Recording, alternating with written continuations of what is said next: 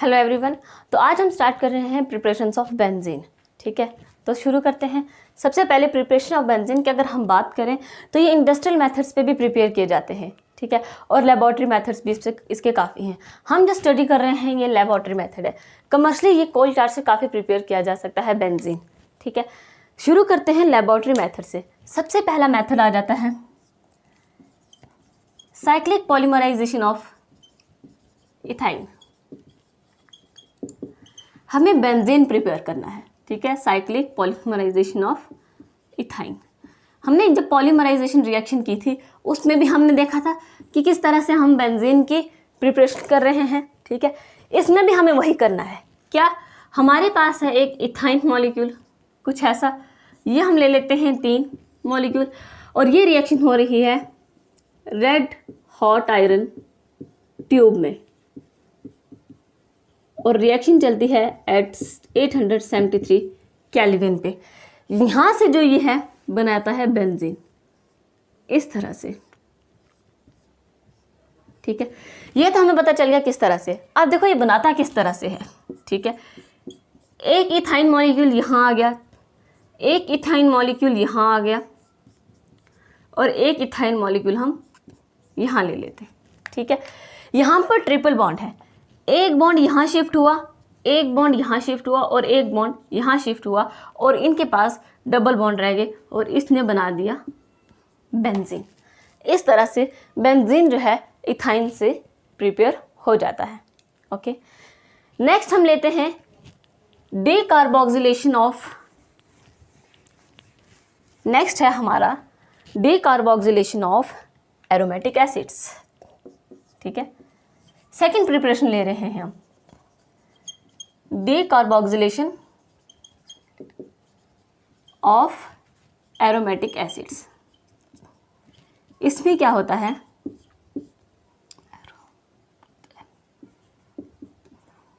ठीक है, आप देखो इसमें क्या होता है। इसमें हमारे पास होता है sodium salt of benzoic acid. कैसा होता है वो, ये देखो, ये है sodium salt of benzoic acid, salt of. ठीक है, ये है हमारे पास sodium salt of benzoic acid. इसे हम सोडा लाइम के साथ ट्रीट करेंगे और सोडा लाइम क्या होता है, NaOH प्लस CaO मिलकर बनाते हैं सोडा लाइम। इस रिएक्शन को जब हम हीट करेंगे तो यहाँ से होती है बेंजीन की प्रिपरेशन। ठीक है, यहाँ से बनता है बेंजीन और प्लस Na2CO3 यहाँ से बाहर, यहाँ पे C डबल बॉन्ड ONA, ये Na इसके साथ मिलके बाहर और ये हाइड्रोजन यहाँ पे आ गया। ठीक है, NaO। ठीक है, ये NaO ये इस CONA के साथ मिलके Na2CO3 की फॉर्म में बाहर चला गया और ये बन गया और ये हाइड्रोजन यहाँ पे आके बेंजीन बना देता है। ठीक है, ये है सोडा लाइम। ठीक है, सोडा और CaO होता है लाइम। ठीक है, हम कहते हैं कि sodium salt of benzoic acid को हम सोडियम लाइम के साथ ट्रीट करेंगे और काफ़ी ज़्यादा हीट पे जब हम हीट करेंगे तो वहाँ से बनती है बेंजीन। ठीक है, क्या बनी, बेंजीन प्लस Na2CO3 यहाँ से बाहर चला गया। ठीक है, थर्ड प्रिपरेशन की अगर बात करें तो वो आती है फिनोल से रिडक्शन। हम कैसे करवाएंगे, फिनोल से रिडक्शन करवाकर हम बनाएंगे बेंजीन। ठीक है, अब देखो ये किस तरह से होती है। थर्ड प्रॉपर्टी है रिडक्शन ऑफ फिनोल। फिनोल का स्ट्रक्चर कैसा होता है कि बेंजीन रिंग के ऊपर OH का होना। ठीक है, फिनोल ऐसा होता है, हमारे पास है एक बेंजीन रिंग और इसके ऊपर आ जाता है OH, ये बन गया फिनोल। इसकी हमें रिडक्शन करवानी है। ठीक है, इससे रिड्यूस्ड करके हम क्या करेंगे, बेंजीन बनाएंगे। इसमें हम क्या करते हैं, जिंक के साथ इसकी रिएक्शन करवाएंगे और हीट देंगे। यहाँ से बनेगा बेंजीन, यहाँ पे H आ जाता है और ZNO बाहर चला जाता है। ये है हमारा बेंजीन और ये है हमारा फिनोल। दैट मीन्स जो जिंक होता है ना, ये एक रिड्यूसिंग एजेंट होता है जो कि फिनोल को रिड्यूस्ड कर रहा है बेंजीन में। ठीक है, यहाँ पर हमने क्या किया, वेपर पास किए थे, ओवर हीटेड जिंक डस्ट लिख सकते हैं आप इसमें। ठीक है, और इसने क्या कर दिया, रिड्यूस्ड कर दिया फिनोल को बेंजीन की ओर। ठीक है, तो यहाँ पर हमारी प्रिपरेशन ऑफ बेंजीन कंप्लीट होती है। एरोमेटिक हाइड्रोकार्बन्स में हम जो बेंजीन पढ़ रहे हैं, ठीक है, उसकी प्रिपरेशन कंप्लीट होती है। Physical properties of benzene. ठीक है, तो देखते हैं फिजिकल प्रॉपर्टीज बेंजीन की कैसी हैं। ठीक है, सबसे पहले हम कहते हैं ये जनरली अगर हम इसकी बात करें तो ये कैसे होते हैं, कलरलेस लिक्विड होते हैं। ठीक है, कलरलेस लिक्विड और सॉलिड भी हम इसे कह सकते हैं, लिक्विड और सॉलिड। हमने पढ़ा था कि बेंजीन में अरोमा होता है। ठीक है, ये कह सकते हैं with the characteristic of aroma. Aroma means pleasant smelling, characteristics of aroma.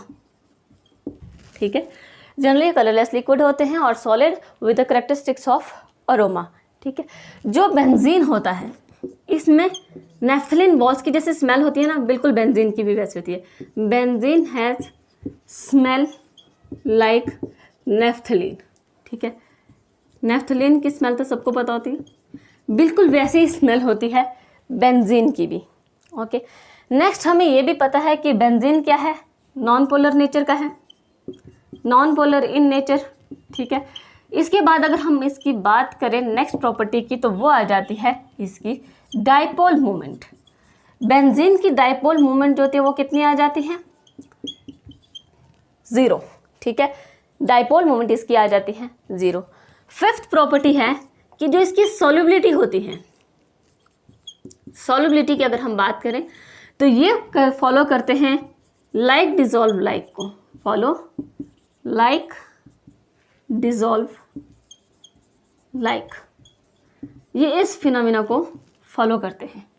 ठीक है, इस फिनोमिना को। अब ये लाइक डिजॉल्व लाइक क्या होता है, इसका मतलब ये होता है कि ये सॉल्युबल होते हैं in non polar solvents. Non polar solvents में ये सॉल्युबल होते हैं एंड इनसॉल्युबल इन वाटर। ठीक है, इनसॉल्युबल इन वाटर।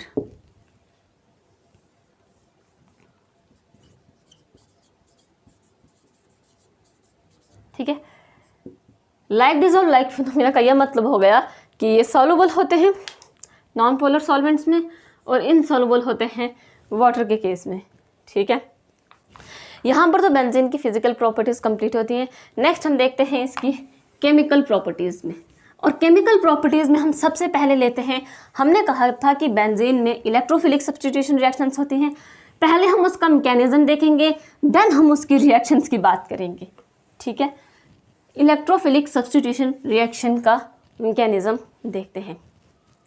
ठीक है, ये केमिकल प्रॉपर्टीज में आ जाता है। ठीक है, जिसमें हम लेते हैं electrophilic substitution reaction, electrophilic substitution reaction.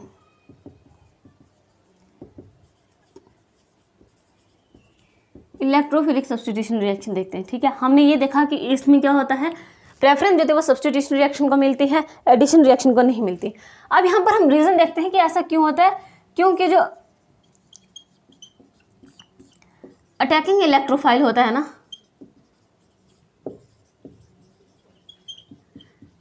ये डबल बॉन्ड को ब्रेक ही नहीं कर सकता, does not break double bond.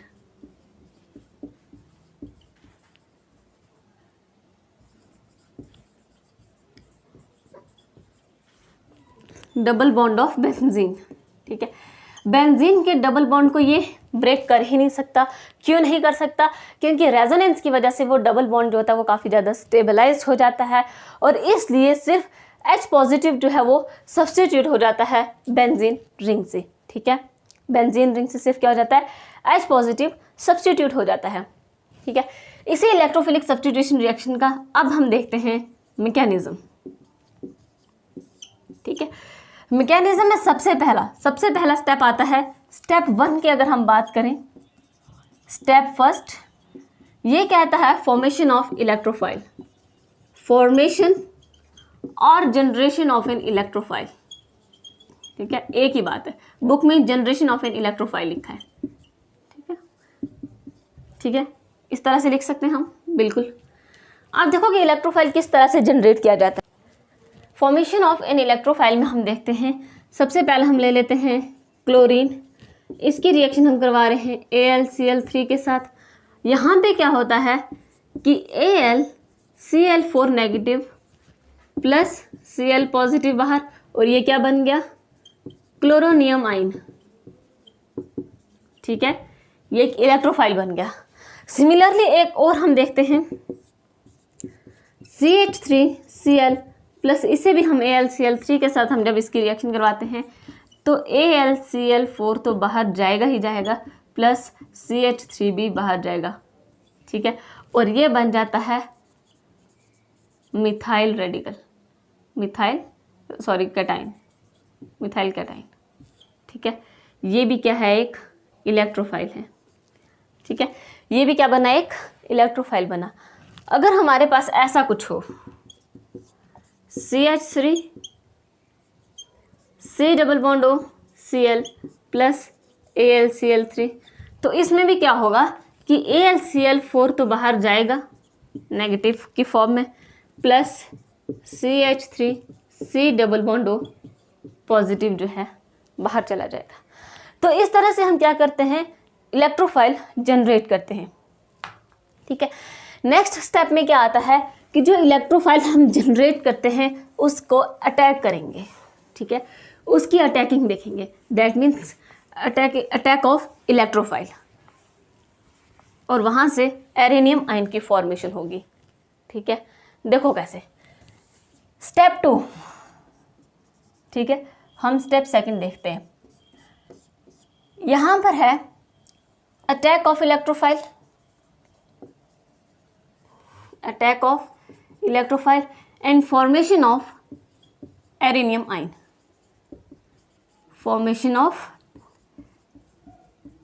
Arenium ion. ठीक है, यहाँ से क्या फॉर्म होता है, एक एरेनियम आयन, यानी कि हम ये कह सकते हैं कि फिनाइल कार्बोकेटाइन। ठीक है, फिनाइल कार्बोकेटाइन बनेगा, अगर सिंपल लैंग्वेज में कहें, ये एरेनियम आयन हुआ फिनाइल कार्बोकेटाइन। ठीक है, देखो हमारे पास है एक बेंजीन रिंग, बेंजीन रिंग। यहाँ पर जो भी हमारा इलेक्ट्रोफाइल बनेगा स्टेप 1 में, जो भी होगा, ठीक है, वो क्या करेगा, यहाँ पर अटैक करेगा, और अटैक करके इलेक्ट्रोफाइल आ जाएगा यहाँ पे। ठीक है, यहाँ आ जाएगा इलेक्ट्रोफाइल, और यहाँ पर है जाएगा पॉजिटिव चार्ज। ठीक है, यही तो बना हमारा फिनाइल कार्बोकेटाइन। ठीक है, यही है हमारा फिनाइल कार्बोकेटाइन, यानी कि हम इसे ये भी कह सकते हैं कि ये है सिग्मा कॉम्प्लेक्स एरेनियम आयन है ये।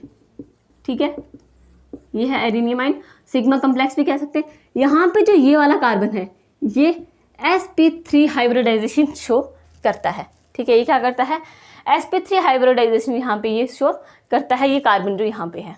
ठीक है, नेक्स्ट हम कहते हैं कि अगर हम इसके स्टेबलाइजेशन देखें, arenium ion get stabilized through resonance. ठीक है, ये रेजोनेंस से स्टेबलाइज्ड हो सकता है, थ्रू रेजोनेंस। अब देखो ये रेजोनेंस से किस तरह से स्टेबलाइज्ड होता है। हमारे पास है एरेनियम आयन कुछ ऐसा, दैट मीन्स यहाँ पे पॉजिटिव चार्ज है, ये एक इलेक्ट्रोफाइल आ गया इस तरह से। ठीक है, कुछ ऐसा ही है। देखो हमारे पास अगर जो ये पाई बॉन्ड है, ये ब्रेक करेगा तो पॉजिटिव और नेगेटिव चार्ज अराइज होंगे। जब इसने ब्रेक करना है तो ये इस तरह का बनेगा, ये इलेक्ट्रोफाइल ऑलरेडी यहाँ पे है, ये ब्रेक करेगा तो ये एक नेगेटिव और पॉजिटिव में जाएगा, यहाँ पे ऑलरेडी पॉजिटिव है, इस पॉजिटिव ने और इस नेगेटिव ने मिलकर एक बॉन्ड यहाँ पे बना दिया। ठीक है, एक बॉन्ड यहाँ पे बना दिया। सिमिलरली अगर हम नेक्स्ट स्टेप में देखें तो ये वाला बॉन्ड भी तो इसी तरह से बनेगा, ये वाला बॉन्ड भी इसी तरह से बनेगा। यहाँ पर आ जाएगा एक बॉन्ड, यहाँ पे पॉजिटिव चार्ज, यहाँ पे बॉन्ड और यहाँ पे इलेक्ट्रोफाइल। ठीक है, जो हम ई लिख रहे हैं ये क्या है, एक इलेक्ट्रोफाइल है, ठीक है। दैट मीन्स हम अगर देखें तो ये स्ट्रक्चर कुछ ऐसा बन रहा है, यहाँ पे इलेक्ट्रोफाइल तो है, ये पॉजिटिव चार्ज पूरे रिंग में घूम रहा है, ठीक है, ठीक है। जो ये पॉजिटिव चार्ज है ये पूरी की पूरी रिंग में घूम रहा है, यहाँ पे भी आया, यहाँ पे भी और इस तरह से भी, ठीक है। इस तरह से हम कहते हैं कि एरेनियम आयन जो होता है रेजोनेंस के थ्रू ये स्टेबलाइज्ड हो सकता है, ठीक है। 1 2 3 इसके जो रेजोनेटिंग स्ट्रक्चर बने, और ये हमने इसका एक रेजोनेंस हाइब्रिड स्ट्रक्चर बता दिया कि किस तरह से ये पॉजिटिव चार्ज जो है रिंग के अंदर ही घूम रहे हैं। अब देखो इसमें जो एरेनियम आयन है ना, इसके पास इसका जो एरोमेटिक करैक्टर है वो जा चुका है। किस वजह से? क्योंकि यहाँ पर आ गया sp3 स्टेट, हाइब्रिडाइजेशन स्टेट इस वाले कार्बन के पास। और हमने पढ़ा था कि एरोमेटिक होने के लिए प्लेनर का होना ज़रूरी है, दैट मीन्स sp2 होना चाहिए। जब sp3 बना तो sp3 के बनने से यहाँ पर क्या हो गया, एरोमेटिक करैक्टर जा चुका है, ठीक है। और इसी एरोमेटिक करैक्टर को वापस लाने के लिए हम स्टेप 3 में क्या करेंगे, प्रोटॉन को रिमूव कर देंगे। स्टेप 3 में हम क्या करेंगे, removal of proton, MOVL, removal of proton, यानी कि H पॉजिटिव को हम क्या करेंगे, रिमूव कर देंगे इस एरेनियम आयन से। हमारे पास ये है कुछ ऐसा, यहाँ पे आ गया N पॉजिटिव, ठीक है। इसके पास क्या है, एक हाइड्रोजन है, इसके पास भी हाइड्रोजन है। हमने प्रोटॉन को रिमूव करना है। देखो जब ये वाला प्रोटॉन रिमूव होगा तो ये H पॉजिटिव की फॉर्म में जाएगा और नेगेटिव चार्ज अपना यहीं छोड़ जाएगा, ठीक है। यहाँ पे नेगेटिव चार्ज रह गया, इलेक्ट्रोफाइल तो है ही है और पॉजिटिव चार्ज भी है। यहाँ से किस तरह से हुआ, क्योंकि माइनस ऑफ H पॉजिटिव, ठीक है। जब प्रोटॉन रिमूव हुआ तो ये अपना नेगेटिव चार्ज अपना छोड़ गया और इस पॉजिटिव और नेगेटिव ने क्या मिलकर बना दिया, एक बॉन्ड बना दिया, और ये बॉन्ड कुछ ऐसा बना, ठीक है। इस तरह से हमने जो भी हमारा इलेक्ट्रोफाइल आएगा वो इसी तरह से अटैक करेगा, ठीक है। और इसको तो हम ऐसे लिख ही सकते हैं, मतलब इसके अंदर हम एक सर्कल बना सकते हैं, इसे डॉट के साथ भी हम रिप्रेजेंट कर सकते हैं। तो इस तरह से हमने इलेक्ट्रोफाइल का अटैक करवाया, ठीक है। इलेक्ट्रोफाइल कोई भी हो सकता है, वो N2 भी हो सकता है, वो जब हम उस सल्फोनेशन में उसकी रिएक्शन करवाएंगे वहाँ पे भी हो सकता है। और ये सारा का सारा मैकेनिज्म जो हमने देखा है, ये हम nitration, sulphonation, Friedel Crafts acylation, Friedel craft alkylation, उन सब में ये मैकेनिज्म चलेगा, जो कि हम नेक्स्ट लेक्चर में करेंगे, ठीक है। तो आई होप ये वीडियो आपके लिए हेल्पफुल रहा होगा। Thank you so much.